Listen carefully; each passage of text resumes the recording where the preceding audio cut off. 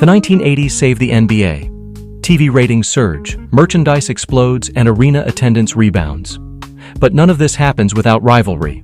Personal, team-based, and coast-to-coast. At the center of it all are three blood feuds that shaped the decade and redefined basketball forever. The most iconic rivalry of the decade, Boston Celtics vs. Los Angeles Lakers. Between 1980 and 1989, the Celtics and Lakers combined for 8 NBA titles and 13 finals appearances. They meet 3 times in the finals, 1984, 1985, and 1987, and every time the series becomes a cultural event. This matters because it isn't just basketball.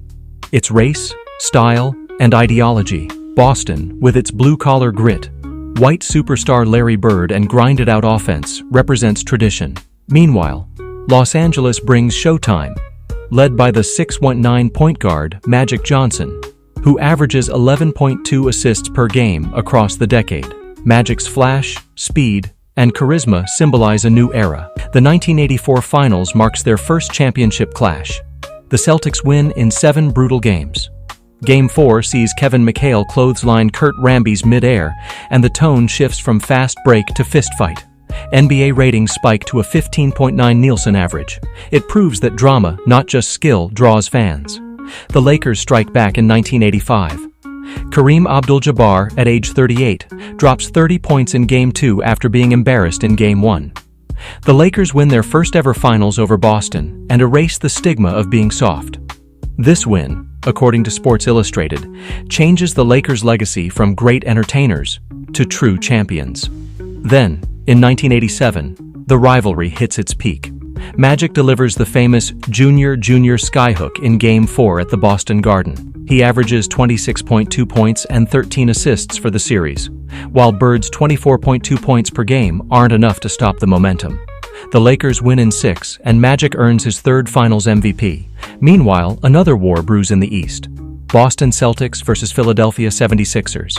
From 1980 to 1985, they face off 5 times in the Eastern Conference Finals. Boston wins 3, Philly wins 2. This rivalry becomes personal because of one game. Game 7, 1981. The Celtics come back from a 3-1 deficit. In Game 7, they trail by 6 with under 5 minutes left. Bird hits a clutch jumper to seal the 91-90 win. The Boston Garden erupts. Dr. J, the Sixers franchise icon, walks off quietly after averaging 22 points per game in the series. In 1982, the Sixers finally get revenge. They beat Boston in Game 7, then shock the Garden crowd by chanting, "Beat LA." Not for themselves, but to rally behind the Eastern Conference. This moment becomes NBA lore because it's the first time rivals unite against the West. Moses Malone joins the Sixers in 1982 and averages 24.5 points and 15.3 rebounds in his first season. With him, Philly becomes a force. They sweep the Lakers in 1983 Finals. Malone's faux prediction nearly comes true. They lose just 1 playoff game. That title silences critics who say Philly can't finish. Still, Boston remains the bigger TV draw. In 1984, Larry Bird wins his first MVP, shooting 50% from the field and averaging 28.7 points.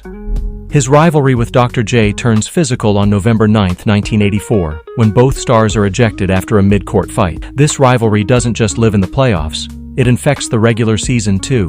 Meanwhile, out west, Lakers vs. Pistons emerges in the late 80s as the league's next heavyweight bout.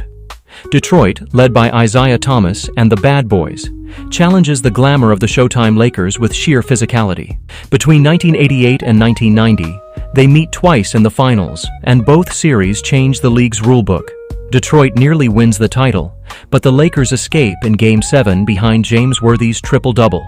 Worthy averages 22 points, 7.4 rebounds, and 4.4 assists in the series. He earns Finals MVP. But 1989 flips the script.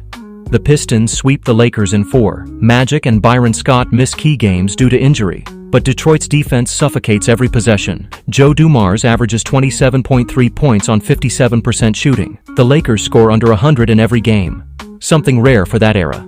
Detroit's rise matters because they don't just beat the Lakers, they end the Celtics' dominance too. In 1987 and 1988, Detroit eliminates Boston in the Eastern playoffs, including a brutal 1987 series where Bird steals an inbound pass to win Game 5. The Pistons' physical style, hand-checking, hard fouls, psychological warfare, forces the NBA to rethink contact rules. By 1990, the Pistons are the league's new villains and defending champions. But their rise is short-lived because another rivalry brews, Jordan versus Detroit. And that rivalry becomes the bridge between the bruising 80s and the branding-heavy 90s. So why do these rivalries matter? Because they make the league personal.